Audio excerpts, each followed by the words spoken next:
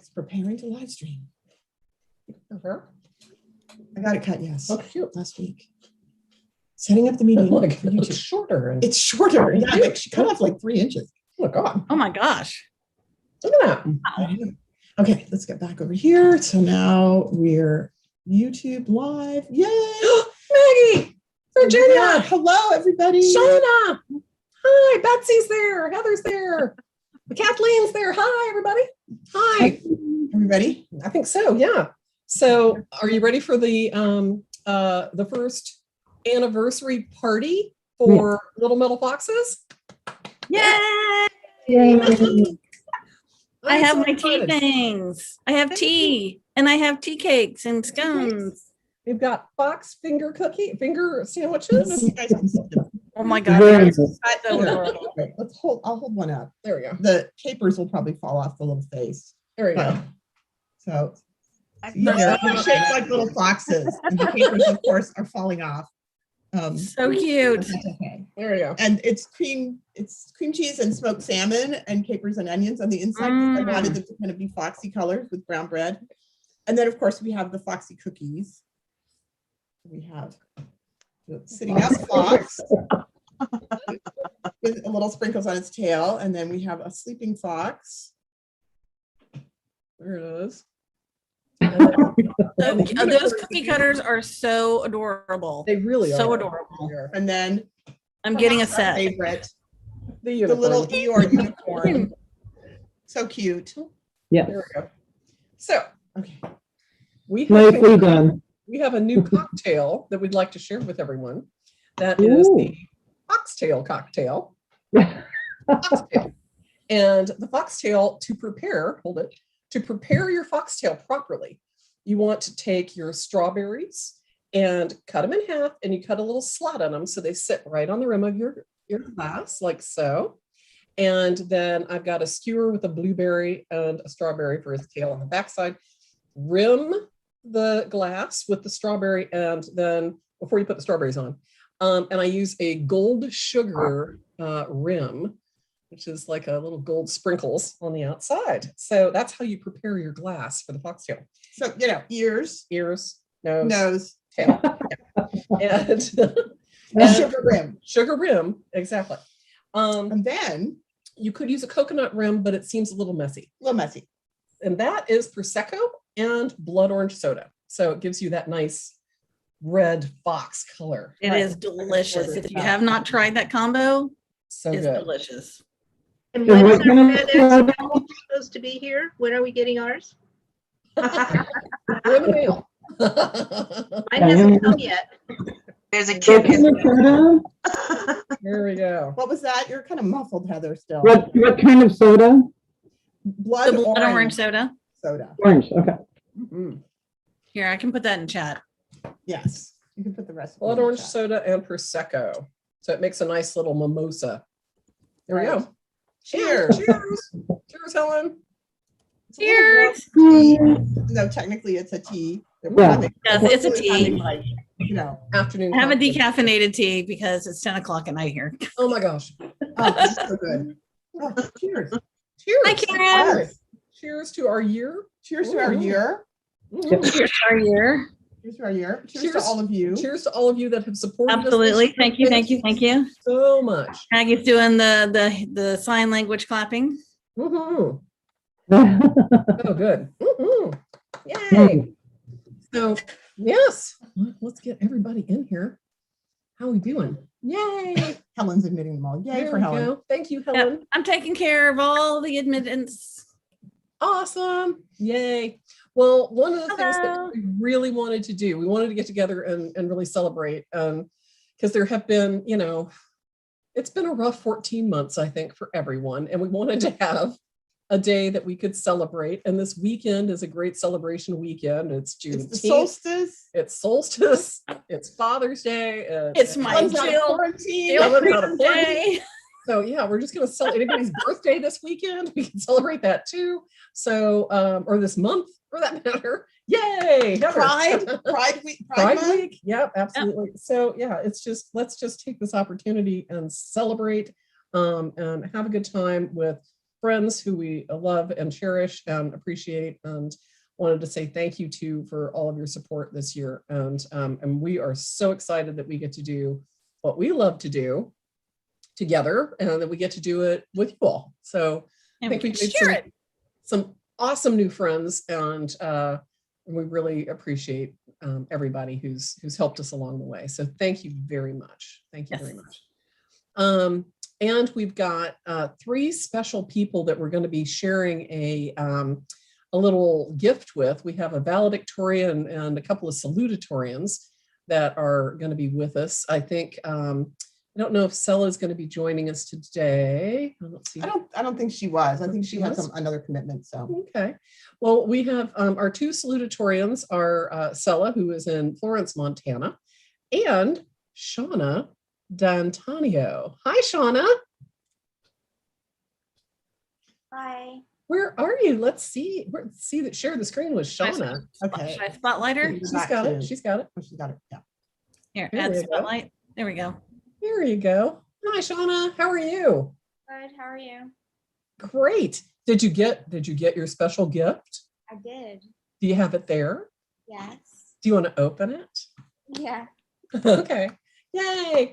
So this year has been amazing. Shauna and Sela and Luda have been our top 3 students this year.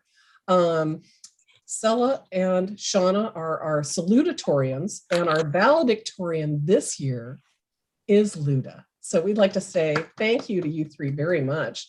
So Shauna, yeah, you want to go ahead and let's see, what's Shauna getting? Here it goes. Yay. Boop, boop, boop. We had such fun wrapping those and found such wonderful, Oh, such cute paper. such cute fox paper. Oh, And, here she and is. it came from a company in Oregon, and the Yeah. woman was so sweet, right? Because I emailed her and was like, is there any chance it could get here before the day we're wrapping? Yay! Yay! Hey. Hooray! My mug is coming to me. It's not here yet. There you go. And you have But some I've got a stickers in similar there, shape too. one. Yeah. Yeah, we have a couple Puppy. stickers in there for you as well. Yay. So thank you very much. Just a little gift of appreciation, a little way to say thank you. And we hope that we can continue to provide classes that are interesting and help you learn along your way. Yeah. Thanks. Yeah. So You're so welcome. Thank you. thank you. Yeah. So yeah. So do you what kinds of things? I know you've taken lots of classes, and can you tell us or the other people kind of how your experience has been? It's been very helpful. I learned a lot of different techniques and different. Your volume is super low, Shauna. I don't know if you can turn it up, or because we can hear you, but just barely. I'm worried that it's not going to come through on there. Is that better? Yeah, a little bit. That's a little bit better. Yeah. I learned a lot of different new things and different ways to do things that I already had learned that were helpful, like better ways to do things. And you guys were very helpful with any questions that I had. Great. Yeah. Well, I think the first class you had was casting or the wax carving class, right? The wax carving, yeah. Wax carving class. Yeah. So yeah, that was a lot of fun. And it's interesting too, because you're in Pennsylvania. So you were, when you were taking the class, we were like, Pennsylvania, you're so far away. And so that was really exciting to have you in that. Yeah, One of our first classes. Yeah. I'm actually taking a casting class in Ohio at the end of July. So all of Fantastic. that will come in a lot more use very soon. Yay. Good. That's Great. awesome. Well, thank you so much. Thank you so much. Thank you. All right. I'm realizing I didn't plug in my laptop, which is what we're using to cast. And so I'm going to just get the power cables before, if something happens and we drop out of the call. So I'll be right back. Mhm. Let me, There we go. unpin Before we move to our salutatorian. Yeah, so before we move to our salutatorian, Helen, tell tell us a little bit about getting to London, because you're in London now. Oh my gosh. So I'm gonna remove the spotlight. Hold on just a second. Okay. So That's awesome. yeah, so I left on I left on Saturday, last Saturday, not yesterday, but last week. And why is it not here? I'll just add spotlight for everybody. There we go. And so we had, because I was fortunate enough to have the flight paid for. I got to upgrade my seat to business class. So I got one of those lay down beds. It was very, very, very Oh. exciting. Let me tell you, if you can afford it, that is the way to go. But Oh my God. I got here early Sunday morning, and it was just a beautiful, beautiful day. And we had a nice, we landed at Heathrow, and our temporary apartment is near Canary Wharf ish. I mean, it's so you can kind of get a general area. If you can hear we have 2 restaurants on the street, so there's a lot of loud people. So if you can hear that, I'm sorry. But yeah, there's an Italian restaurant. We hear a happy birthday almost every night. Oh my gosh. Oh my And it's gosh. quite loud. But Yeah. yes, yeah. I mean, it was a lovely drive, and it's really interesting because London is because it's it is such an old city. All the streets are just I mean, there's no grid whatsoever, and so it was really interesting, the winding path that we got on the way over. But it was really cool because it was so sunny. Like I could spy, Buckingham Palace, the Wheel. I was trying to find Parliament. I think I found it, but I wasn't sure. I was trying to find Big Ben, but I didn't realize that it was like right across the Thames from the London Eye Ferris wheel. And yeah, so it was pretty neat. It was just it was a nice flight. And the night before, my lovely ladies took me out, and we had dinner and fun and unicorn celebrations, and it was lovely. It was very nice to get to do that in person, and finally to like share the LMF love in person. I mean, it's just been few and far between. You guys are great. The very first meeting that the 3 of us had about the business in person was to go to the bank and open the bank account and sign the operating agreement, kind of all the legal back end stuff. And we were all masked up, and we have pictures of us in my backyard that Sean took with us in their masks in our Prosecco, like we were Social in the backyard, distancing. social distancing, celebrating that we'd signed the document. So it was such a pleasure to be able to physically get together and, not have to be 6 feet apart, and not have to wear masks, and sit at the same table, and And hug. and have hugs, and fall in the Oh, same here, let me bed. unspotlight myself. It was good. It Yeah. was really fun. Yeah, sorry, I forgot to Well, unspotlight. Glad you're all there safe and sound, and we love you and can't wait to do that again in London. Hopefully we'll do a little Yes, Little Foxes abroad, maybe. yes. We're looking for little metal foxes, on the move. Maybe do a tour group to London. Yeah. Of foxes. Oh, and I will be scoping out all the places. That'd be great. Yay.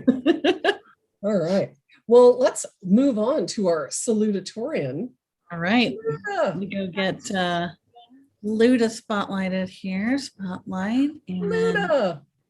I'm gonna get Hello. you guys spotlighted. Hi. You look so beautiful today. Oh, thanks.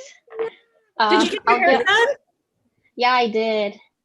Me too. Very It's cute. getting Actually, too right, long. and had it cut by a person wearing a mask. It was such a nice. No, thing. mine Oh. is, God, it's so unbelievable. Yeah, I go to this lady in Bellevue, and she does this, she does the hair washing, and she does like a massage Wow. So on the nice. head and like the shoulders. And then she usually serves flan. She makes this really delicious flan and tea. Oh my God. she's But not- right now she can't do that, but she like gives it to go. Oh, that's so Oh my sweet. God, But I you love still, flan. it's still part of the service, even if you can't eat Yes. it there. It's Oh my such a nice God. experience. So much better than cheap wine, right? Like there are a lot of hairdressers like, would you like a glass of wine? It's like, no, not Yeah. at 10 Yeah. o'clock in the morning, but flan I would totally fall on. Like a Yes, massage or I look something. forward to it every time I go. Absolutely. You go for the flan, but stay for the haircut. Yeah. Oh my God. Well, we wanted to thank you very much for supporting us this year and being there for all the classes and being awesome. And we hope that we have been able to share lots of knowledge with you and Oh my God, hopefully yeah. help you with your goals. So Yes, thank you so much. I just looked and I counted. I think I've taken 43 classes so far. And my I think God. I'm Oh my so I'm God. signed up for 3 I should more. look that up. I didn't. Thank you for looking that up. Oh, Luda. But yeah, no, I loved all the classes I've taken because that's kind of what I wanted for so long after taking classes at North Seattle, you know, because I was just repeating the same, like the Right. beginners class, and I just wanted to learn something else. And then I have so many things. My brain is like torn so many ways. oh my So, God. yeah. And, Oh, and yes. she always asks the best questions, Absolutely. Oh. doesn't she? Yes, Yes. yes, it's actually one of the things that is so important about our interactive classes is that you get an opportunity to hear the questions that other people ask, and then you're like, ooh, yeah, I want to know the answer to that too. But it helps you think of a follow-up question. You know, it's like if you're watching a video that's just recorded and then you're just watching it on your own, you might have questions, but you can't kind of riff on somebody else's question, and you also can't get them answered in the moment. So it's a big part of why we love to do it, Yeah. you know, Yeah. live. Inspirational. Yeah. Yeah. And it was one of our things that we really felt strongly about when we started too, is being able to ask questions and be live. And, you know, and I like being able to have the recordings for the students afterwards and make that available in case you missed anything or want to go back and watch it again. But the live element it was something that we felt incredibly strongly about. And everybody was like, do you just want to monetize the videos? We're like, no, we really want to monetize the live experience. The live experience so that you guys can be there and ask questions and get to know each other as well. And so. Well, and Yeah, people I like ask that. questions, you know, we can go off. I'm particularly bad about this, but you can go off on a tangent. Like people will ask me something, and if I have an answer, you know, if I have an opinion, which I have an opinion on a lot of things, I will tell you, even if it's not relevant to the particular class we're working on, I will say, well, here's my understanding of whatever it is, which is fun, right? Like, you know, you kind of get bonus content that you had no idea you were going to get as a result. And many times students have great ideas too that they can share, or tips or resources that they're sharing too, which is really great. Right. Then the other students get the benefit of that, which they wouldn't otherwise. Right. Yes. And the teacher gets the benefit of that. Yes. I'm always learning stuff. People are always suggesting things, and I'm like, ooh, yes, I'm going to try that. Absolutely. Well, Luda, do you want to open your salutatorian gift? Open that I'll box. open it. that Yeah, I box. love the wrapping. It's so cute. Okay, let me. I was good, and I didn't peek, even though I really wanted to see. Yay. I know it's hard because we did mail them like, I don't Like know, 3 weeks ago. or something. I mean, we wanted to make sure we had them to you in good time. And so, yeah, so you guys have been very patient. Well, Chella may have opened hers because, you know, she wasn't going to be here. So she's like, well, I can just go ahead and open mine. Look at those Joyce Chen shears getting into a little action. Yeah, my hardworking shears. Love those.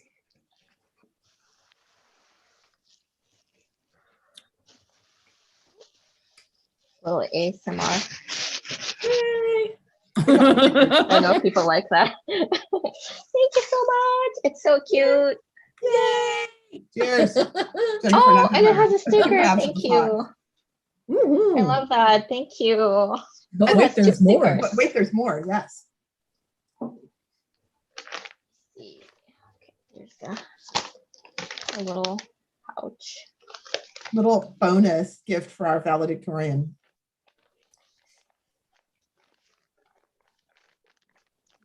I just deserve the paper, but I'm so bad. I know it's the cutest paper. Oh, is it an apron? It is. Ooh, But look, wow. it is hand painted by Helen I love with our that. logo. Oh my God. And then signed. Helen, we all gave our signatures and Helen painted those on so we could all have our signatures on there. And then I don't know if you can read, guys, but it says 2020, 2021 valedictorian Yeah, on there. I can read it really well. Thank you so Well, much. the rest of, the world, the YouTube world. Yeah. Awesome. Yeah, Oh my there you gosh. go. Here. There it is. The beautiful flourishes. Helen just did a gorgeous job Yeah. on that. Yes. We've And so had- Helen drew the fox by hand right now, right? yes. This- So she Wow. made the Fox logo to begin with. Let's just Yeah. commend her brilliance on that front. And then so Helen made the Fox logo multiple ways. She started by cutting it out of copper and Oh, yeah. antiquing the legs and the ears, just those locations, just those parts to make them dark. And then she took a photograph of that, and that is our logo, right? So it's an actual metal fox that she photographed. It's our logo. Then she took that design and turned it in the stylized design that's on the mugs and the stickers. And then she also turned it into a design that's in the embroidery on the aprons. But the one that is in Luda's hand was hand painted by Helen on the So apron. special. Thank So you. there's only one apron like that. Yes, thank you so much. I love it. I wear my other apron too, so now I have two little. And now you have more than one. You can Yes. pick Yeah. one, you can show them off in different parts of the house. Ooh. Yeah. But yes, we're super appreciative of your continued support and as was said, of your excellent questions. All of that is just really wonderful. And your Thank you. suggestions. You were the one who said, could you do a class on how to make the Lemel trap? And I think you were the one who actually asked about files, right? About putting the handle on files. Mhm. And so then I made the Files Demystified class, which was super popular. People loved that class. That was one of the first ones of mine that filled Which up. turned into a demystified series. It turned into a demystified series. Yeah. So, Luda has had, material content effect. Yeah. We Yeah, do I want too. everything demystified. Yes. Yeah. Well, and we, anytime you guys have suggestions, send them our way, because it does affect the classes that we teach. Yeah. And if we know that you're interested in something, we can work on it and put things like that together. It's nice to know, if you guys have, goals that you're trying to work toward, or, designs that you're struggling with and things like that. We want to be able to create programming for you that is good, that is relevant, that you guys want to take and share and learn from. So yeah, so it's always great. when we It's so hear- relevant. Yeah, Absolutely. I love all the classes. I'm like, I want to know this and I want to know this. Yeah, right. Yeah. Yeah. And one of the things that's happened, I think, this year too, as a teacher for me, it has, your effect has made us really challenge ourselves and each other to teach classes that we either haven't taught in a long time, Mhm. or we're creating classes and learning stuff along the way. So that's been fun. There are several classes I know that are coming up that are new for Julia and for myself, or and one of them I haven't taught in a very long time. So, it's really fun to kind of challenge us and get us learning new stuff and teaching new workshops that we haven't taught before, because it definitely helps broaden our knowledge base and the offerings for you all. So yeah, absolutely. So thank you very much. Yay. Oh, thanks so much. Yeah. Cheers. Cheers to Mood. Cheers to Luda. And Sella and Luda and Shauna. Sella and Shauna. Yeah, our Thank you. salutatorians and valedictorian this year. Woohoo. I'm so happy you Congratulations. decided to start Little Metal Foxes. Us too.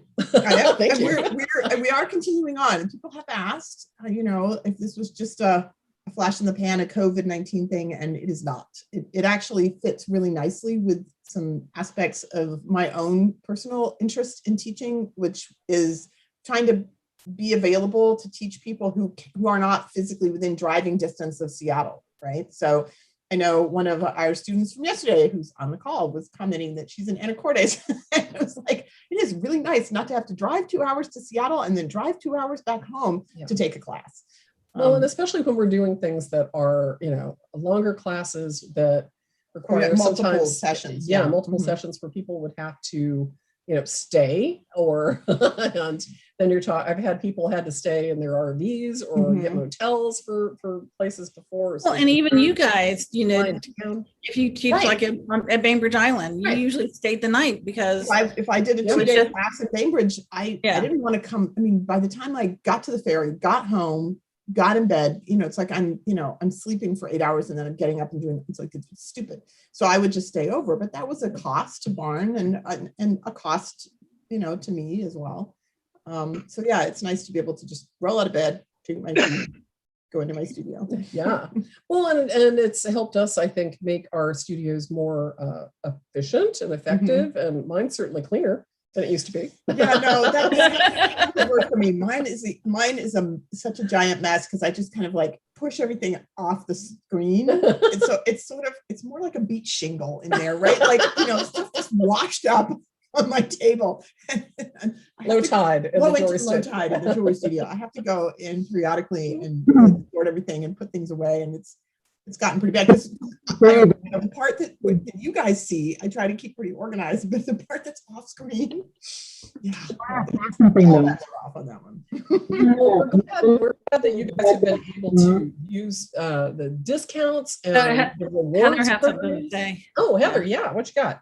When Jennifer taught that how to set up your studio class, that was amazing. You showed us your own little art studio area, your walk-in area where people could actually see your art. I loved that. Yeah, Oh, that was good. fun. Yeah. Yeah.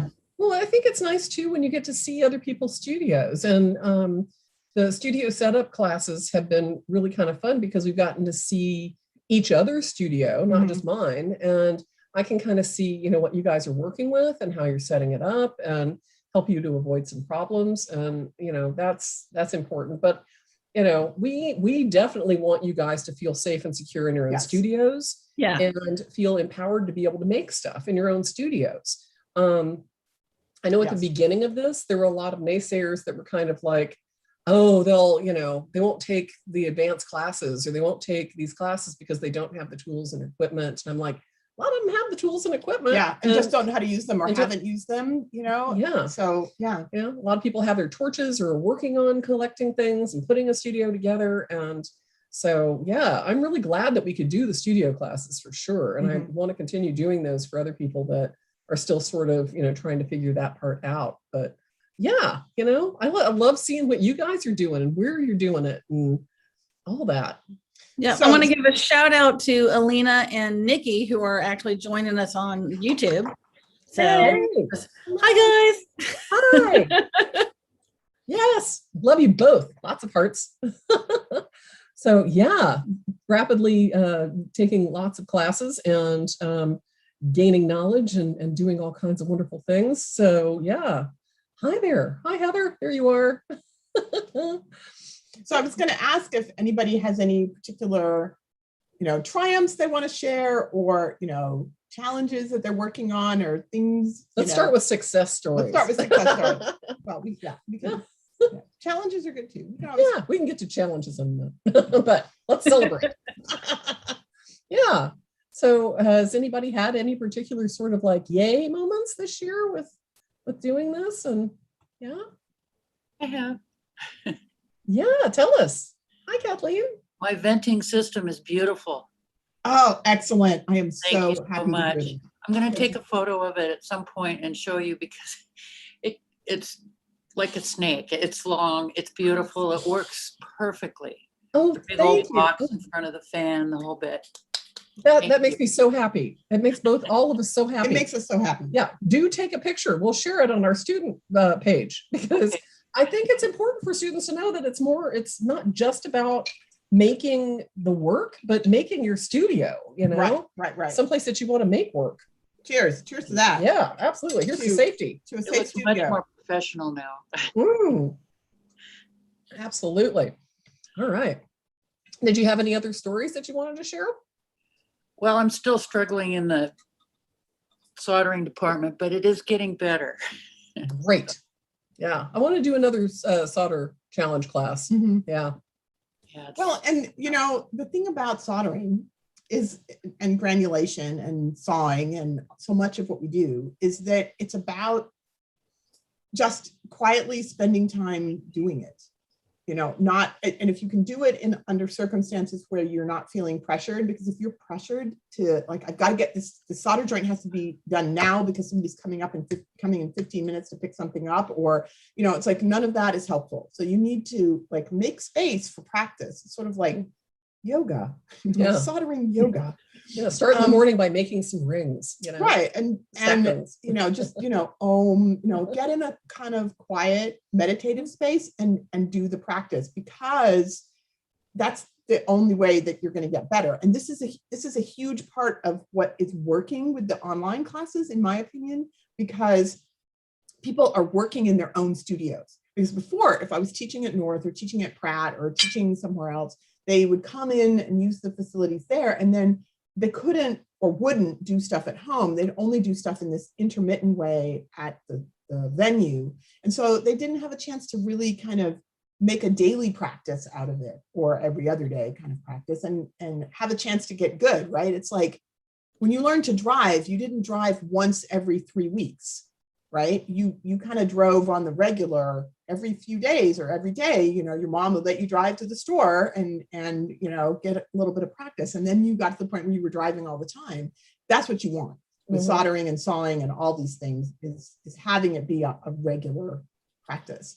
And being comfortable and familiar with your own tools in your own studio is going to help you get over the hump of doing that so much quicker. So that's a big part of what works about this, because it helps you get, you know, like you have to do it in your own studio because you can't come do it with us. So that's actually a really good thing, in my opinion. Yeah.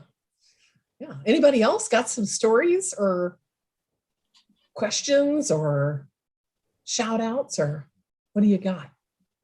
I just got to say, I took a class from Jennifer at the beginning of COVID when she did it for Tacoma Metal Arts, is that the name of the place, with their Flex Chef class. And it was so good. It was so good. And then I was just excited when you started your Little Metal Foxes, because I thought, okay, they're going to continue this on, you know. Yes, we are. Yeah. So I just have to say, no, every class I've taken, I'm a bad student. I take the class and I don't follow through, but finish, but I'm going to one of these days. And I decided some of them, I'm just going to repeat it. That's you know, totally fine. Yes. For me, that's just the way I have to do it, you know. Yeah. But and that's not unusual, you know. I mean, especially with Yeah. things like soldering, you can take soldering with like 20 different people Mhm. and learn Right. 20 different new things Mhm. at least that you didn't know before. Well, And- no, I'm thinking your bezel class. You know how you did at the barn, like a whole weekend. And it's like, I got the first thing, and like after that, it was just like way over my head.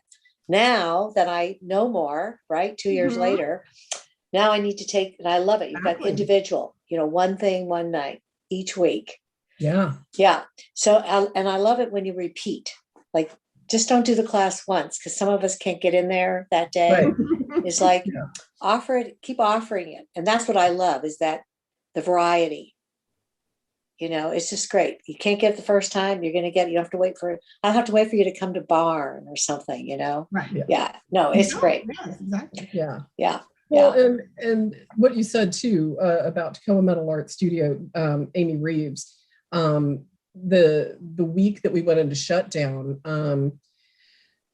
I was supposed to be teaching the Flex Shaft class down in Tacoma, and a friend of mine, AJ Power, who's been teaching our drawing classes, was teaching a class in drawing in his studio, which is like 2 studios down from mine here in Seattle. And I was listening to AJ teach. And first of all, I know he's an amazing teacher, and we've been friends for a very long time. But listening to him teach online for the Artist League was really interesting, because it showed me that could be done. And after talking to him a little bit about it, made me believe that we could do this. And So I talked to Amy and said, can I do the Flex Shaft class online, do you think? And so she gave that option to the people who were registered, and that class sold out like so fast. And we were just like, what? yeah. So that was for her. Right. And then I taught it again a couple of weeks later because there were so many on the waiting list that she was like, can you offer it again? I was like, okay. But she had decided that wasn't something she wanted to continue to do, and do classes online. She really wanted to continue the way that she'd been going. And I was like, well, I really like doing this. And she said, you have my full support and I will let my students know. And so she has been incredibly supportive. She has been a huge inspiration for, getting this thing off the ground and going.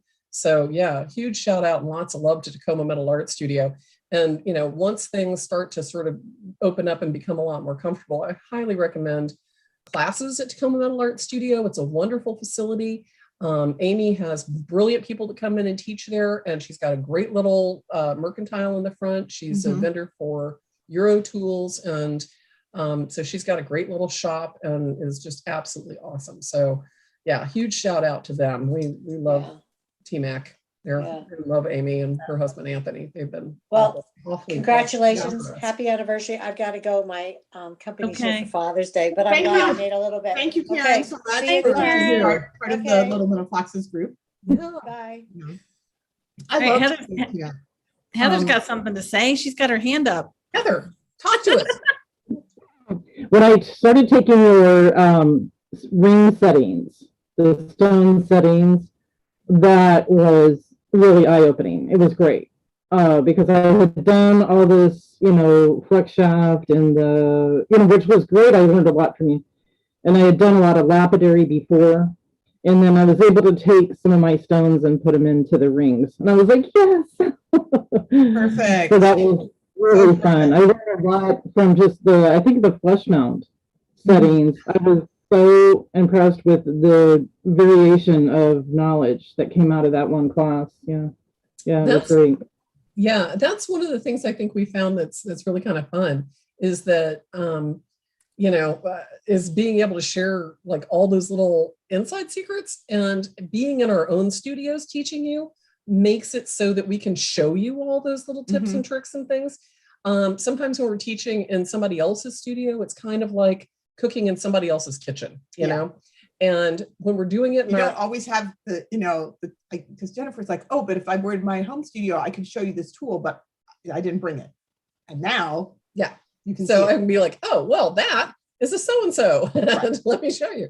So yeah, I mean, I think that's been really good. I'm glad that has gotten, you get a little extra with those classes, I think too. So always love to see your shining face in there, Heather.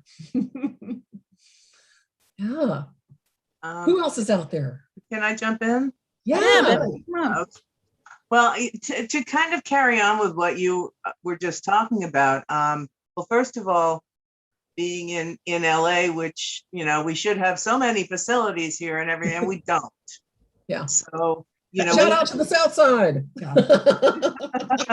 it's ironic, but some cities have a plethora of them, like Seattle, and then some have fewer than you would expect. Yeah, you come here to get an artist representative. You don't come here to actually do the art, so get the business in.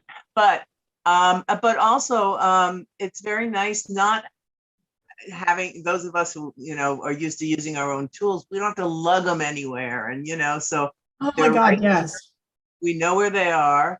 And, I know it's a little harder for people who are just starting out because, they're not quite as familiar with the, with all the tools and everything, but your tool lists are very comprehensive and they're, so that's good. And I have a couple of people that I've kind of been mentoring. So, I'll tell them, you don't have to own every hammer that's ever been made and things like that, but, if you're doing riveting, you're going to want this and stuff. But right.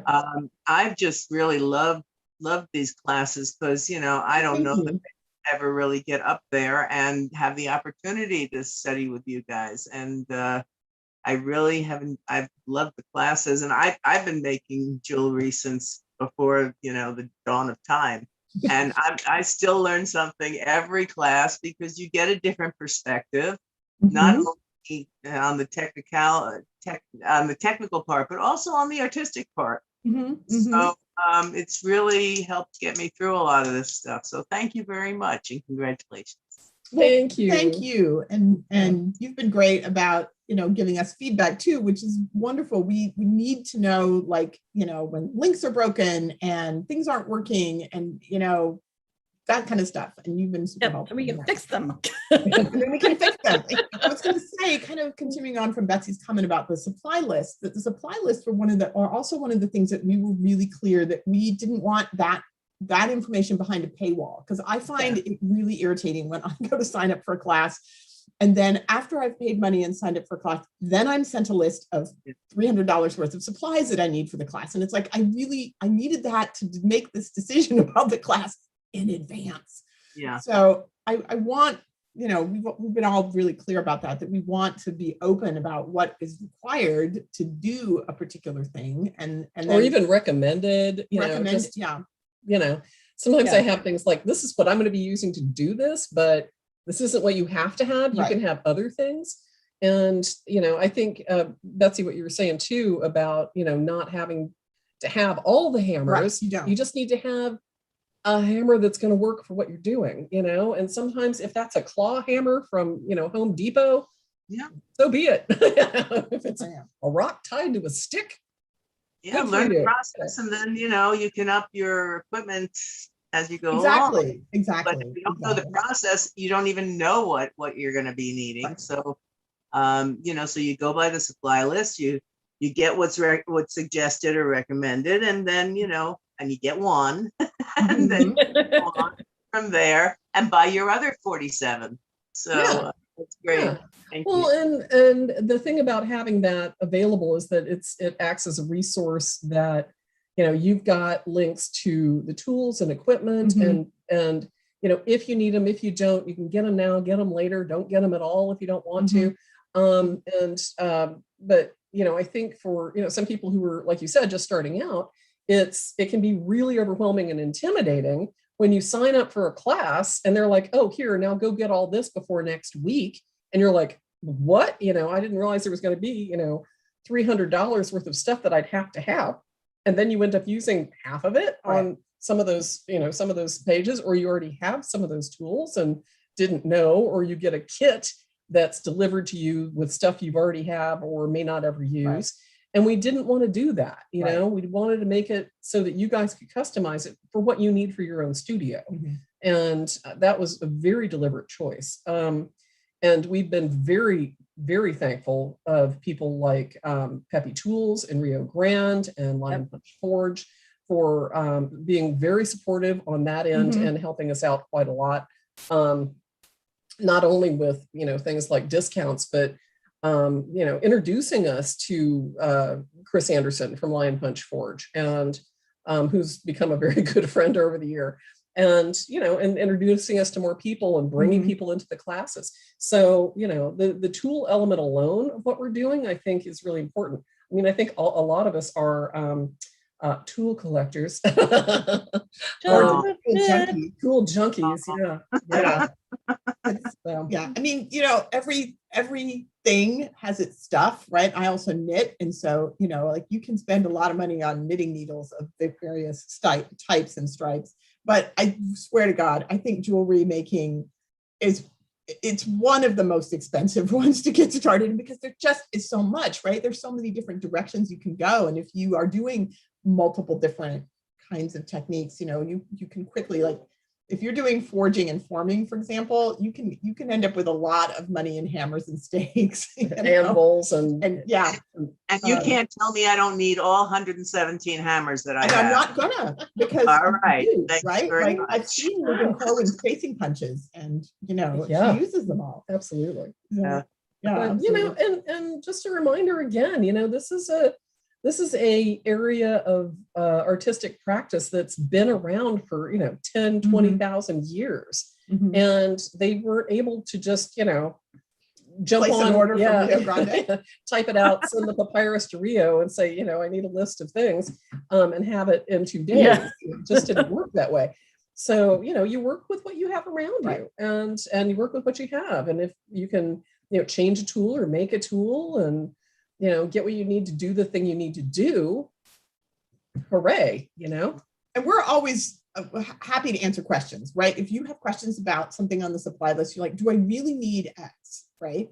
Just shoot us an email, because often what I will end up doing on my supply list is I will try to put sort of, not the economy level tool, which is not really a good one and won't really work for the process, but also not the like nosebleed cost tool, something sort of in the middle. And so there are always, there's always slop in there. It's like you need a hammer of some kind that has this sort of shape to it, but it doesn't have to be a frets hammer, for example. And so, feel free to ask. We're always available. If you have questions, we will answer. And people do, and we do. So Yeah. It's a See, suggested material. Please tell them about your Lion Forge hammer handpiece and how excited you were taking that class that you finally knew how to use it and what to do with it. Who, me? Yes, you, Betsy. Yeah. You were so excited.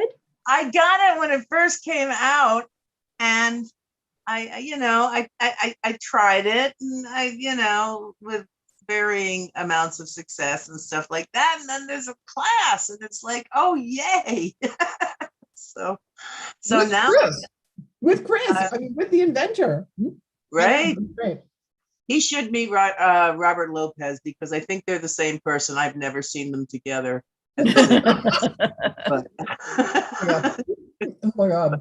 Yeah, Chris is working on a whole bunch of new tools right now. So Chris has got a hive of bees in his head, right? They're like, yeah, there's always lots of stuff going working on hard, working in, hard. in his mind. Oh my gosh. Yeah. Yeah. And I was so thankful because Peppy Tools was like, David from Peppy was like, do you know Chris Anderson? And I was like, no. And he was like, I think you two should know each other. And I was like, okay. And so not 3 minutes later, I don't think I'd even gotten off the call with David. He had emailed Chris, and Chris was trying to call me while I was on the phone. Oh my gosh, yeah. And I was That's so like, Chris. It's so and I was like, hello. And he goes, hi, this is Chris Anderson. And I was like, oh, well, hi. And so, and that was right before I was going to teach the class. And I was like, well, do you want to sit in? And he was like, yeah. So I was really glad with that first one that I could surprise everybody with Chris, because he's amazing. Yeah. He's hilarious. And he confessed to us that he had never taken any formal jewelry classes except with us. That Little Metal Foxes are the only, like he's At the been, time. at the time. Yeah, At the time. I yeah. think he's taken some other classes since then, but at the time he had not taken, he learned lots of stuff from books and videos and other things, but he hadn't actually taken, had an instructor in a class that he had paid for. So we felt pretty set up by that. And We he thought that has was all the pretty cool. books. And he has all the books. He has more books than I do, which is saying something. Because I have a lot of books. Yeah. So we're thrilled to know that Chris is down in Battleground, Washington, actually. So if you're down in the Portland Battleground area, he's actually down there. And he's actually been working on doing some lapidary stuff and putting things together and working with Ghost Town Metalworks or Ghost Town Jewelry. Ghost Town Metalworks. Ghost Town Metalworks, and a couple of other places that are just amazing. And they're going to be doing like rock hounding trips. And so it's going to be like a weekend. And you go out and you like rock hound, and then you come back and then you cut it. And then somebody else is going to be teaching like a bezel setting class. And so they're going to be putting together some really interesting stuff coming up. So if you're not following Chris Anderson from Lion Punch Forge, I highly recommend it because he's got some real fun stuff coming up. And Ghost Town Metalworks. I love that you introduced Chris and also AJ Mhm. to the Little Metal Foxes, because like I think taking the drawing class has really changed things for me, because I never thought about, I just like, I mean, I still don't draw very well, but before it was even worse. So it was just But so great. now you have a direction you can practice. Now you have something you can do to, you're like, oh, I'm not liking whatever aspect it is, you know what to do to work on it, to practice it. Exactly. Yeah, and then I was also gonna share, like from my, I guess it's not really a triumph, but just a thing. I filled up already one and then like another half of these with my notes. So I always, even if I don't like make stuff right away, I can refer to it later. And I have Yep. so many screenshots because I have like all the I'm folders. so from all the glad. I'm classes I've so taken. glad that you take screenshots. Yeah, and then And notes. I Yeah. live and die by my notes, you know. Oh, And yes. then from when Julia mentioned that she takes field notes, so I started doing that too when I make stuff like for my family, my friends. And I actually even got like a little camera, so you can take pictures with your phone and then send it to here, and it's like a little Polaroid, or you can Oh, just take it cool. on this. And so I made it like into this, and so Oh, perfect. Oh, yay. so it's really handy. That is So cool. yeah, I really like that. What Luda's talking about, the field notes, is I have one of those, they're the lab notebooks that are all plain white paper. So they have like the marbled cover and they're just a sewn binding. So it's just all white pages. And I'll start a fresh page for each project and I'll write down the materials that I use, like what size it was and, what thickness the wire was or what thickness the sheet was and how much of it, because particularly if I'm making something as a commission, I need to keep track of material. So I'll weigh things and write down the weight. I keep track of the time, I keep track of the tools that I use, and then I write down, procedure things, particularly if it's something that's a little odd, like I use a different kind of fixturing mechanism. Or a and patina. or a patina or something. And then I do try to take pictures. And of course I would take pictures with my phone or a camera, and then I would have to like print them out and then with a glue stick, glue them in. But it is so nice to have that information, because if I need to go back and figure out what I did, like if something got broken and I want to figure out how to fix it, God help me, because that has happened. Or I just need to make something new, make another version of it. I want to make another one or price it. Yeah, you definitely want to know like what you put into it and how much time it took. It's been really nice. So I'm super glad to hear, Luda, that you found that useful, because I would love it if there were some like program that I could use that I could, like my husband has a Remarkable, and I know people who have like the Rocket Book, but there needs to be a product that is like the notebook product that allows you to do sketches and write things and also like include photographs and have it all be like on the page, right? And then it's all there in that one place. Because you want to be able to like take a photograph and then draw a little arrow and say, right here is where I did X, right? So it's not just having a photograph, it's having a thing that you can alter. So anyway, that's my like wish, unicorn dream thing that I want to have. And I'm always taking photographs like in progress along the way. Yes, exactly. Because sometimes it gets swept to one side and I'm like, oh my God, what was laid out there? What stones had in place? And to be able to sweep it back into, onto the workbench, I need to be able to see it. And taking photographs and keeping notes is a real good way to do that. So I'm thrilled that you're doing that. Take some pictures. Send us some pictures of your favorite pages. Yeah, favorite pages. And awesome. Luda, I will. Alina wants to know what kind of camera is that? Oh, it's a Fujifilm Instax Mini Replay. It's a really long name. So it's basically it's like a Polaroid, like instant camera. Instant camera. So it spits out images. That's perfect. Yeah, and you take a picture and you can glue it right in. Yeah, and I actually don't even take a picture with this, even though I can. Right. I take a picture on my phone and then I just like send it to here. Yeah. And then So you can use also it kind of do like a printer. Yeah. Yeah, so you can have like, if you have a party or something, you have the little like borders that are fun for when you use it. Oh yeah, and I was also gonna share. So when I took the flush setting class with Jennifer, I actually used it to make that. So this necklace that I made for my cousin, it's smaller than this. So that's a little sapphire that's flush set. And my cousin reports to me that I'm a little bit worried because like people are obsessed with this necklace. She says that she wears it every day and she has people asking about it like constantly all the time, and also like rude people touching her chest to see it. Oh my goodness. And so I'm like, oh my God, people are so rude. But yeah, and so I thought after taking the class with AJ and how he was talking about how the circle is a very like strong shape that draws you in, I thought maybe that's why people are looking at it. But yeah, I'm kind of disturbed by it now. No, no. No, that's really great that Good people are goodness. responding to your art. Yes, Yeah. yes, absolutely. That's Know that's your own great. power. Yes, Absolutely. yes. That's a total success story right there. It's like, it's funny because, but I think jewelry and pregnant women are the two things that women feel empowered to be able to just go up and touch. And Yep. They break that personal boundary. it's like, you've got on jewelry and are you pregnant? What's that? It's like, why are you touching me in public and who I don't know you? What's happening? Yeah.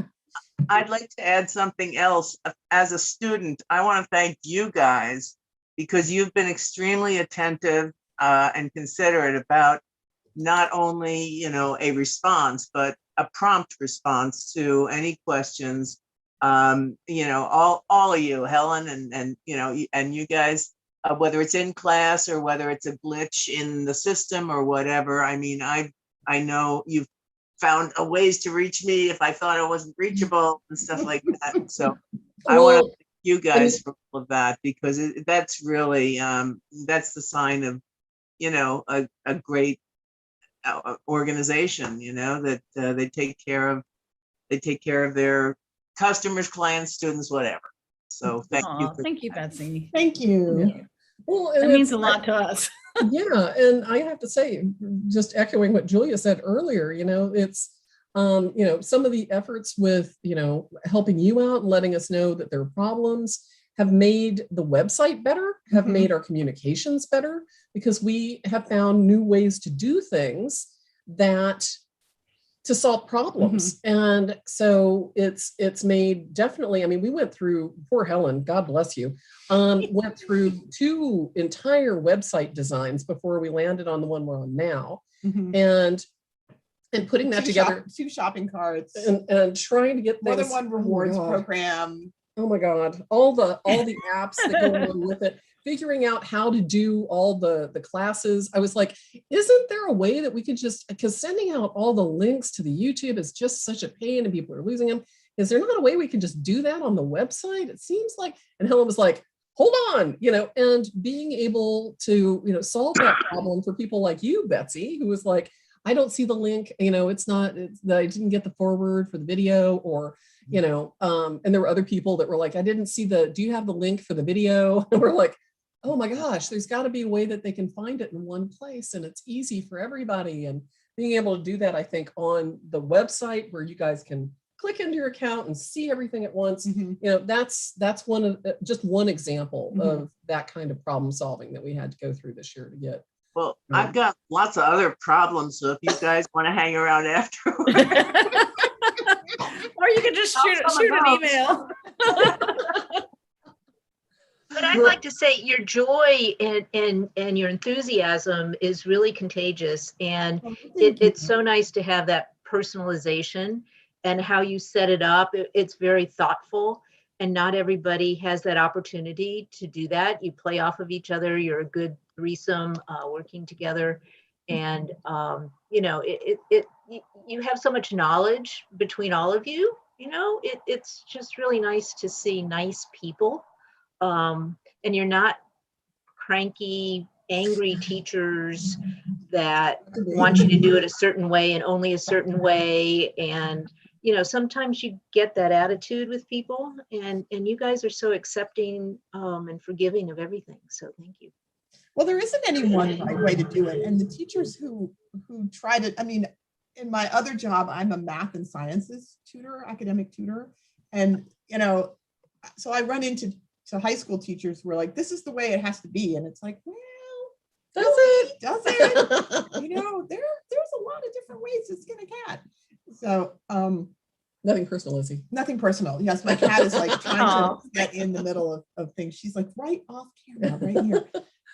But patiently waiting for it's really important to be open to, like, this is the way I do it, but there are lots of other ways to do it. I mean, if I think there's only one way to do it, I will tell you. but I'm also Yeah. perfectly willing to have someone challenge me on that and, you know. Well, and I think that's one of the great things about having, the three of us having so much different experience that we're bringing to the table too. Coming from an academic art background and starting off in, an art history with a minor in art history and design and printmaking, and that as an undergraduate, and then really focusing on the metalsmithing skills and learning that as I go. One of the things that has been and having an MFA. One of the things that's been really good for me with all of my teaching experience is that I feel like I'm learning exponentially through you and my students, because I know that everybody's coming from a different background, people that have had, years of experience that are taking a class, that have taken classes with many other people, and some of them amazing masters in their own rights, are, gonna have good things to share. And that's completely valid, and I think that, one, there wouldn't be that many books out there that were, it'd all be written by Uppa Youngtrack, and that would be the last book ever written. But, Well, it is kind of, it as is, you said, it is the Bible. the Old Testament, yeah, and the New Testament of jewelry, Concepts and Technology by Uppa Youngtrack. He's hard to But read sometimes, but it is a it's good very- reference. He bailed me out last week. It's good. It's thick. It's but advanced. everybody has their own solutions and tips and ways that they do things and things that they've learned along the way. And I just think it's always important to learn that from everybody around you. And it's one of the things that I value highly as an artist and craftsperson in this particular field, because it doesn't exist in all of the other fields the way that it does in metals, in jewelry. Because especially in things like printmaking and painting, painters have a tendency to work in isolation a lot. You've got printmakers who are doing things that are, it's like they've discovered a certain technique that they don't want to share with anybody, or a photographic technique that's like, groundbreaking, and, they won't share it with anybody. And a lot of times those techniques die because they're not sharing it with the next generation. They're not sharing it with other people. And this particular field had started out working with more than one person at the table, people that were experts in different areas and doing things like cutting stones or doing enamels or doing the millwork or doing the casting. And so it took a team of people to do that, not just one person. And, I love to say, it's like, don't think for a minute that Carl Fabergé was sitting around his studio one day and went, today, I think I'll make an egg. It just doesn't work that way in metals and jewelry. There's, a team of people that are working together to get something done. And so we have this amazing genealogy of ancestors that have been doing this and passing it down for eons. And that's kind of how, this area is. And I love it for that. I think I could probably study this for 1,000 years and not know everything there is to know about metals and jewelry. So, but I love that about that. And like I said, it's me, teaching gives me exponential knowledge. You guys share your information with me and challenge me, and it makes me a better artist and a better teacher, I think. So I always feel very special and honored when somebody who knows a technique, an expert in their field, or has learned something on their own, and they share it. It's very personalized. It's very special. Yeah, absolutely. And it's anytime somebody comes, into the country from someplace else, and it's like, I'm sharing this technique from, Korea, or I'm sharing this technique from Spain, or, whatever it is, that is a traditional technique, that is something that you don't see much here. It's always a good idea to take a class like that, just in terms of, wanting to know it as a craftsperson, but in a historical sense too. It's like, this is really an important technique, and it's important that we're there to witness it, I think, too. So yeah, anyway, yes, learn things. That's my point. Well, practice them in your own studio. And, Absolutely. I mean, that's, like I said, we've been part of some conversations with other schools and places that are teaching online. And sandwiches. One of the things that we've all seen is that the quality of the work that's coming out of our students' studios is much higher. And I think that has everything to do with the fact that A, you're having a chance to practice more, and B, you're having a chance to get really comfortable with your own tools. You're not in a situation where you're in a school where you're using, you know, pliers that have been mistreated, or you're just not using the ones that you're used to. Like, you get used to using your stuff and you are more adept and deft with those tools than you are with somebody else's. It's like Jennifer was saying, cooking in somebody else's kitchen. You can absolutely do it, but it's much more fluid if you're doing it in your own space. So then if you're doing that in your own space and you're getting used to where everything is, then you can focus on the work, right? It's less about figuring out where the damn tool is that you need now and getting it from the other student who's using it and all that. And is it broken? And is it broken, or is it marred, or is it, you know, something messed up with it? Oh, I think soldering is the perfect example because it takes so long, because I do such complicated things to set up at a soldering station. Right. And you can't do that in a class situation. Number one, you're rushed because there's other people waiting in line. And I have a gazillion little setup things that I use to set things up and everything. Sometimes you have to make it right. And in your own studio, you can do that. You can take the time and do it right and not be rushed and screw it up. Yeah. So well, you also, you need to get used to your torch, right? Like, even if you have exactly the same Smith little torch that somebody else has, each individual oven has its own little quirks that you get, or like each dishwasher, you know, I can load my dishwasher, boom, boom, boom, boom, boom, because I know where everything fits. And I go to somebody else's house and it's a lot harder. It's like when I go to the Pratt and have to use the acetylene torches at the Pratt, or go up to North Seattle Community College and have to use their, God help me, natural gas and oxygen, which are so hot, right? So hot. I mean, it's wonderful that they have a torch at every bench, but in comparison, and one tip. Right, and one tip. Oh, God. In comparison to my studio where I use propane, there's, you know, I mean, it's good for me because it expands my expertise and my skill set. But as a student, it would be very disconcerting and discombobulating to be like, oh God, okay, that's right. I'm at North Seattle Community College. I'm going to burn up half of my stuff, right? Because it's just so hot. Yeah. So Luda's laughing because I know you've experienced that. Yeah. And I was talking to somebody yesterday that, you know, has a Smith Little torch, and she was like trying to do a bigger piece and with a tiny little tip. And I'm like, you might want to switch up that tip, you know? So yeah, it's like, you know, figure out what's going to work for you. Mm-hmm. Well, and get used to your tools. Exactly. No, you know, it's like you'll get used to the lighting in your studio, the ventilation, the torch. You'll get used to, you'll know what the flux and the metal, the color of it looks like when you're heating it, and you'll know when it's ready to solder. Whereas if you go someplace else, different torch. We have Izzy helping us.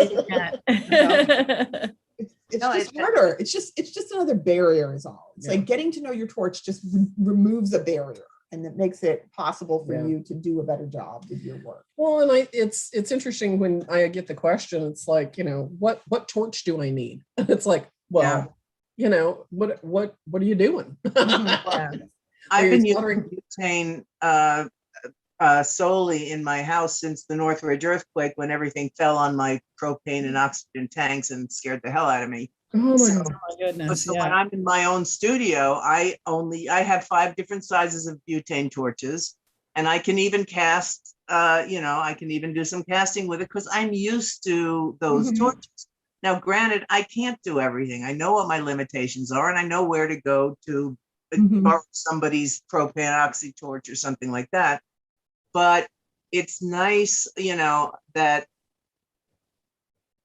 you know, you just get the idea that, you know, that what you can do with your things, you know, and because if I'm not going to have propane oxy in my house and I want to make something specific, then I have to figure out how to do it with my tools.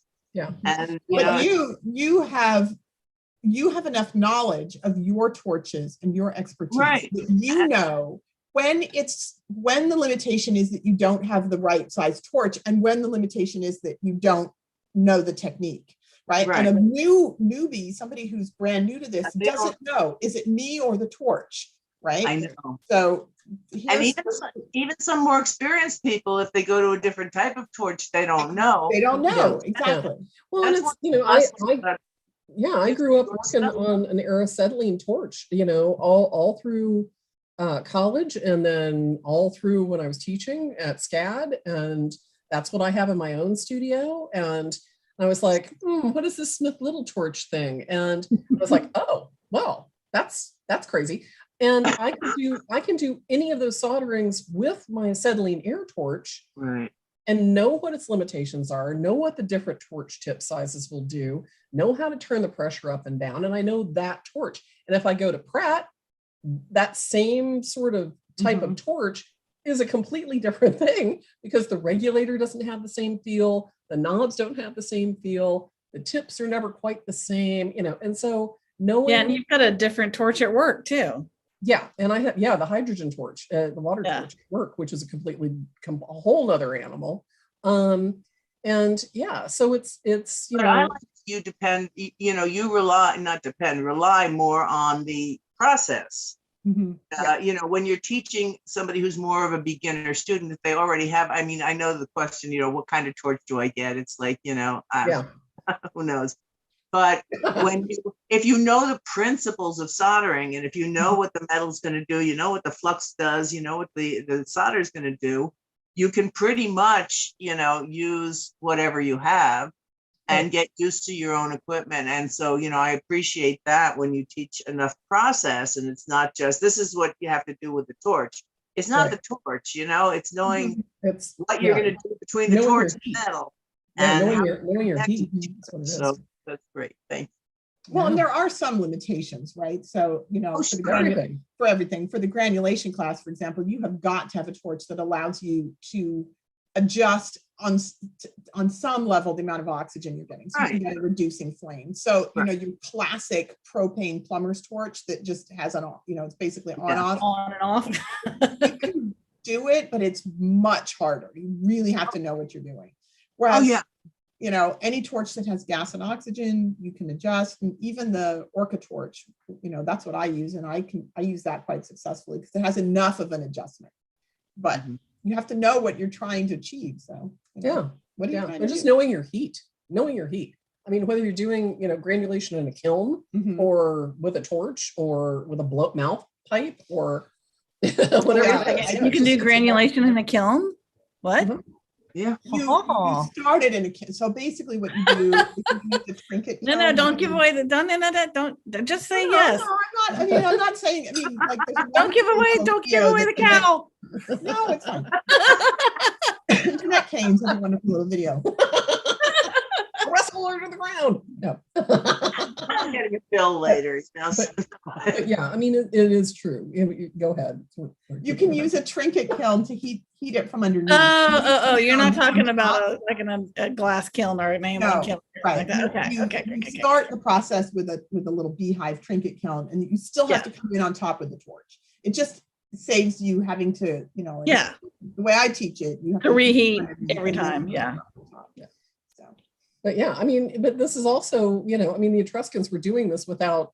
They didn't have trinket kilns. They had have little torches. braziers with charcoal. Yeah. John Paul Miller would do it with charcoal and suspended, I think, over. We could have never done this without our technology either in this day and time, right? So it made us all learn how to do Zoom. It made us all learn how to use the cameras and the focusing. And maybe some of us have done some of that before, but we never had to and integrate all that technology. And that's where, you know, Helen comes in and she could get the network going. And, you know, I mean, but it's all new to everybody. So we had a lot of learning curves to go through. A lot of people did in that regard, but it's here to stay. And, you know, I'm a short person. I take classes I can never see because I'm just short. So it's great. I get a front row seat every time. And be like right up behind the teacher's ear. So two of you can do that. And I'm always in the classes I teach in person. I'm like, fine, come vulch me. You know, it's totally okay if you breathe on me because I want people to be able to see. But you know, literally two people can get the kind of view I can get. And so you're absolutely right. You know, even in a classroom situation, I realized very quickly when we started teaching on Zoom that I realized that most people couldn't see what I was seeing from my perspective as I was teaching. And if they were standing, and I'm used to people being like really covered in, close and tight if I'm doing stone setting, and small and grading things. But even the people that are sitting right on my shoulder are still not able to see what I'm showing them until I pass it around. And even then they're sort of like, I can't quite get what you're where you were talking about, because it's gone around the room and they forgot what it was I was pointing at. So that's one of the things that I realized immediately, that people could get my visual perspective on what I was doing as I was doing it. For stone setting and some of the soldering classes, I can pull the camera over and get it. It's wonderful. Where I need it. And that did take, that was a learning curve for us. Sort of like everybody, not just there were many calls that, we went through that were like, what are you using to hold the camera up? Is it a tripod? Is it a thing? Or and some people you didn't want to ask because it was so technical. It's like, I'm not going to go out and spend all this money and have to put pipes together and screws and do all, just buy this little kit here. There's so many different ways of doing it. And there are people who are just like, have professional camera crews. Well, they have, or they're people who just, they just like putting all that stuff together, and they want to have the ATEM Mini Pro, and they want to do all these things and have like a production, a camera, hub and all this stuff. And it's like, no, I want to make jewelry. I don't want to spend my time figuring out how to have a professional photographic studio. I mean, for most of the first year, Jennifer was using an iPad and a cell phone. Yeah. Right. And so it's like, again, it's kind of back to an old iPhone, not even a new iPhone.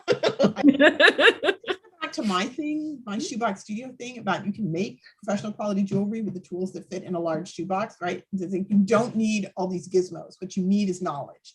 And we made it go. We were all about the knowledge. We were all about the content and less about the flash. So I love putting the loop. I take my loop and like put it up to the camera of the document camera, and it takes a minute usually to get it lined up, but it works really well to show people. Yes, the loop is amazing. Yeah. And it's like no one could see that view before. Like I was doing the etching class yesterday, and I was using it was amazing. And I was like, look, you can actually see the little dots of from the printer ink in the toner transfer, right? And you should get the little macro lens clip-on thing. That would probably help. I have that. Okay. My phone, but the loop is probably better. Yeah, the loop works better for the document camera, and it was just chance that I was like here because I had a loop so that I could look at things, and then that's so cool. But I was just trying to think of some way to do it so you could have both hands and have the loop, but on the fly, whatever. On the fly works. It works. And that's how we figured things out. And that's how start before you're ready.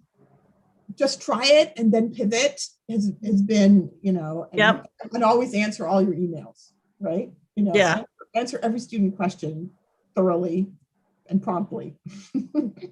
As best as you can. In your own studio, you're not intimidated by people saying you do it wrong or just split it up. I think it's really good actually for like the etching class I was teaching yesterday, that the toner transfer process didn't work so terribly well. I think I didn't have my iron hot enough, but that was actually great because then I was like, look, this is what happens when it doesn't work. This is what it looks like when it doesn't work. And then this is what the result will be. So, don't and here's be ways you can fix it. Here's how you overcome that. Yeah, exactly. Teaching moment out of, whatever. Yeah. Well, things go wrong all the time. Like, right. If it's not helping our students to always be able to demonstrate it perfectly, right? Yeah. It helps you most. You don't learn from your successes. You learn from your failures. It's a great teacher. And what was it? What's the Yoda quote? Failure, the greatest teacher is.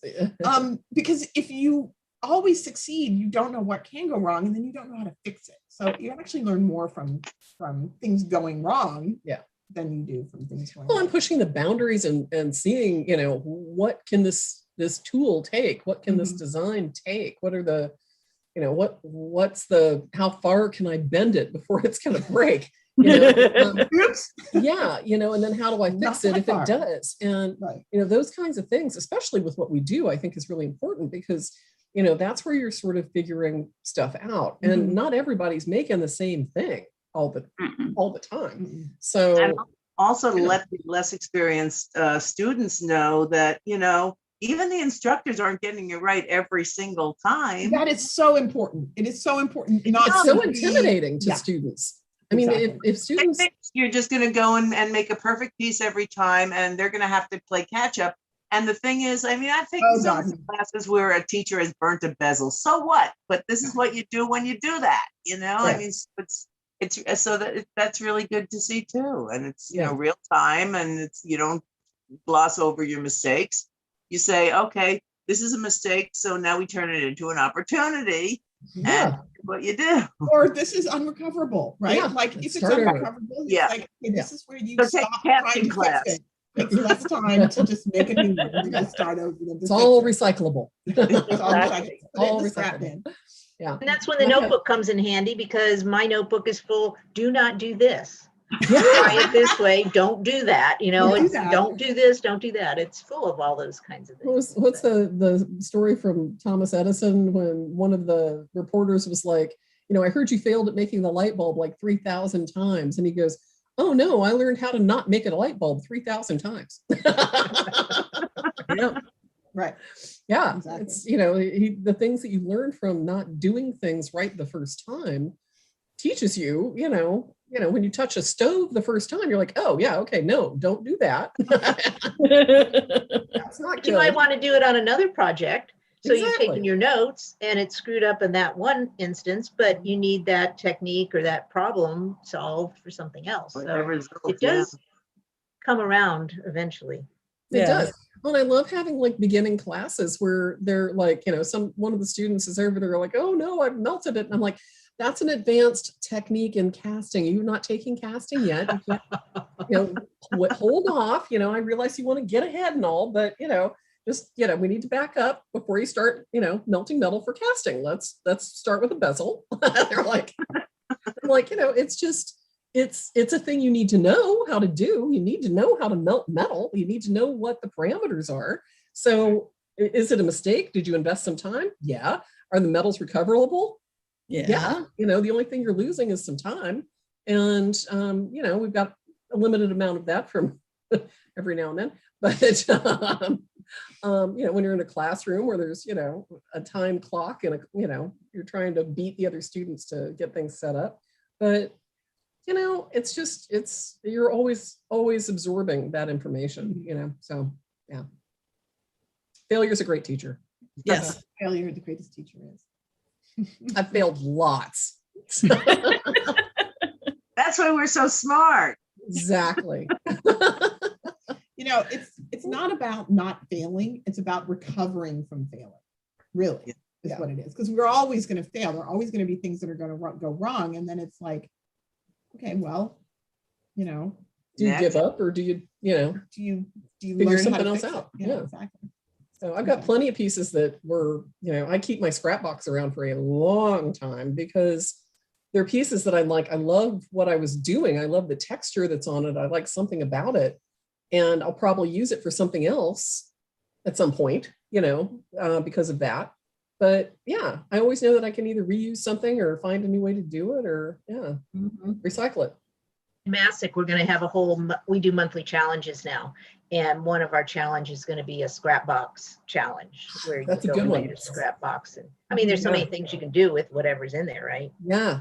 Well, one of the things that I would do with my intermediate students when I was teaching down at Savannah College of Art and Design was I would have them pick a piece out of their box that they thought they had failed, they'd melted, it had gone wrong, find a piece that you don't like, that's kind of scrap that, you're willing to part with, and then you give it to the person on the left. So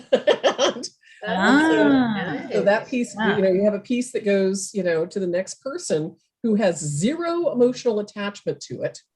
And then they had to do, so many different things to it. They were given a list and they could like pick from the list of things that they had to do and then make a piece out of it. And there were some amazing pieces that came out of that experiment because, you know, one, you've got this really cool piece that you didn't start that is kind of an interesting, weird shape that you're not emotionally fixed on. Mhm. And you have to solve a problem by turning it into something that's wearable.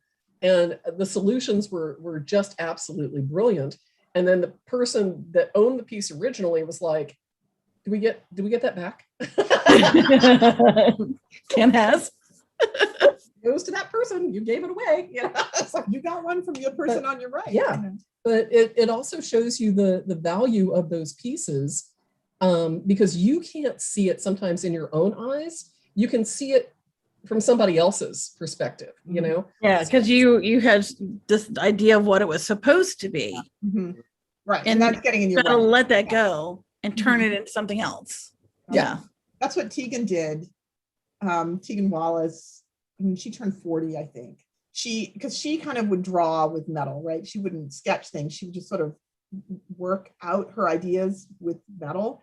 And so she had a lot of pieces that sort of didn't quite work out the way she wanted to. So she took a whole bunch of these and she gave them to a bunch of friends. This was the Bits and Bobs show. Yeah, That's where the Meow Ring came from. The Meow Ring that I I made love that ring. was her shape. And then I had some pieces that had been kicking around on my bench that were these little cast cat claw bones that I had made and that I'd never done anything with. So they were sort of that same thing for me, that they were a piece that I hadn't used, I'd made and not used. And so those things came together and made the Meow Ring, which everybody loves. I should post a picture of it. Yeah. But yeah, sometimes you see, you know, when you're looking at somebody else's thing and you're like, well, that's kind of cool. There's not that much wrong with it if you did this. And it's like, you know, give it to that person and go, yeah, go do it. Absolutely. Yeah. That sounds like a great project, Virginia. I'd love to see that. Is it going to be a show or just a fun challenge? We do a challenge every month. So I just kind of made a list of all different either techniques or themes or whatever. And then sometimes there's limitations on how you can do it or not. We had an animal theme last month. And so you can do anything with anything, right? Virginia's an owl. Any animal, any whatever. So Virginia's a great owl. And well, we may have pictures of the challenges in the newsletter one of these days. So that would be cool. Yeah. So, yeah, we're working on it. Yeah. So it's kind of fun because I made a bell, what happened at Christmas in our ornament exchange, and people were liking the bell. And so I said, well, why don't you make one? So it kind of turned into a bell challenge the first go around, and everybody made totally different bells with different patterns and things. And then it just kind of evolved to where then we were in COVID and people were locked up and people were down and they weren't doing studio time. And so I thought, well, let's keep the momentum going and interest and people do something. So that's kind of how that all evolved. And so now there's more people involved, and sometimes we get a lot of people and sometimes we don't, but a lot of that's more communication, I think, than anything else. So That's brilliant. yeah, we just want to get more people involved though. Yeah. Cool. Well, is that it? We've spent a fabulous hour and a half almost with you guys. Yeah. It's been really fun to have some of you come and join us on the Zoom call. And hello out there in YouTube live land to the folks that have been watching out there. Yep. Lauren's been Yep. monitoring the chat there. So, and yay, Helen. We're so glad you're out of quarantine and that you can, run free through in London. can you split the screen with you and us? Yeah, hold on. Ta-da. Have you learned to speak English yet? Oh. I'm picking up some terms, like when I talked to the management here, I was asking for bin bags instead of garbage bags, things like that. So Right. Well, good luck there. Well, we're totally chuffed you're there. yes. We're chuffed that you're all settling in. Thanks for the invite, guys. This was really nice. It's nice to celebrate with you. And thank you for providing what you have to us. We're so glad you guys could join us. Thank you for taking the time. Absolutely. Yeah. We really appreciate it. Thank you so much to everybody that's been with us for the whole ride and just hanging in there with us. And Oh my gosh, we so appreciate it. Thank you, thank you, thank you. I thank you. didn't do that. I don't know why I did that. I did it. I did it. I'm sorry. I have my mouse. Okay, sorry. But thank you, everybody. And if you have a chance, to let us know if there's things you'd like to see. If you've got some, pictures from things you've been working on, we're happy. Yeah, because we want to post them on. We want to brag for you. Give them. let We us can brag post them on the for you. website or Yeah. post them on our Instagram and Facebook. Exactly. Absolutely, yeah.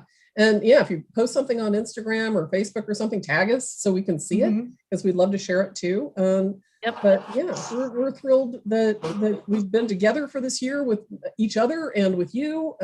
Thank you, everybody. So All right. Thank you so much. Thank Yeah, you. thank you. See you later. have a great Bye. rest of your weekend. Yay! And cheers. Bye. Cheers. There we go. Bye, everybody. Bye. Bye.